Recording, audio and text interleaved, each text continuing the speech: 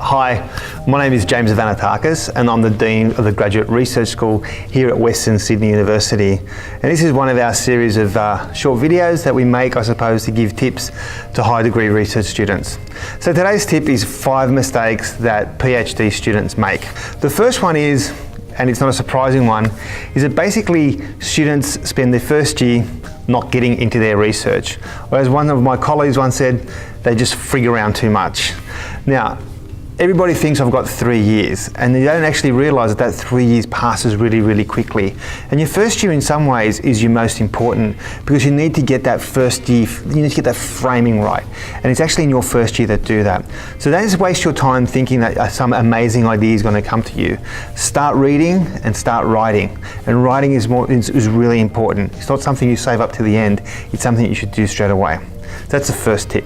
The second tip is that, and this is a really boring one, you should keep on top of the administration. A lot of students forget to re-enroll. All of a sudden they stop getting their emails.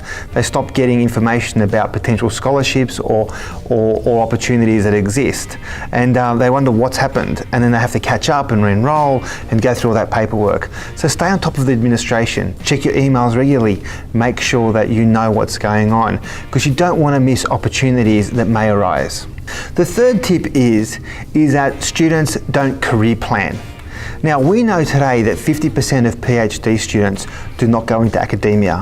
What they actually do is they do other things, such as working as researchers in private organisations. People do startups, they work for government in policy areas or United Nations, World Bank and so on. Now, there's a lot of processes that you do go through your PhD, and generally a PhD is about training you to be a world-class researcher, but doesn't actually tell you how you should start thinking about your career. So one of the things to do while you're doing your PhD is start planning about what you want to do next.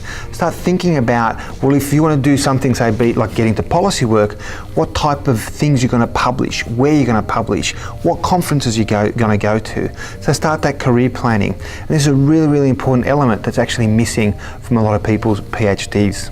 The fourth mistake that a lot of PhD students make is they cancel meetings with supervisors.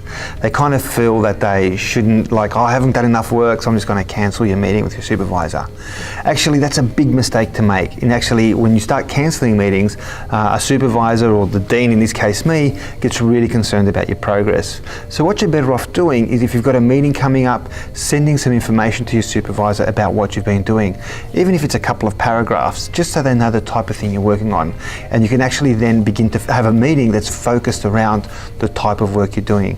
So never cancel a meeting if you can avoid it. I mean, if something urgent comes up, sure, but generally try and avoid it. And the best thing to do, or what I always encourage my students to do, is a few days before that meeting, send some writing about the type of work you're doing, or a copy of your lab book or something, so your supervisor knows what to talk to you about, and actually then you can begin to kind of formulate a more decent discussion. And I suppose the fifth mistake that PhD students make is that they don't take decent notes during their supervisory meetings. The time that you spend with your supervisor or your supervisory panel is really important, and it's meant to guide you. You may know more about a topic than your supervisor by the time you finish your PhD, but what they know a lot about is the process and the way to frame an argument. And that's really important. So often when students meet with their supervisors, they get caught up in the conversation and they don't take detailed notes. So my recommendation to you is you always bring some paper, take detailed notes, summarize them in an email to your supervisor, and make sure that you both agree on what you've discussed and which is the way forward. So there are 5 mistakes that PhD students often make, and I've offered you 5 solutions on getting around them. So I hope you enjoy the journey. It's an amazing process doing a PhD. So do enjoy it, and best of luck.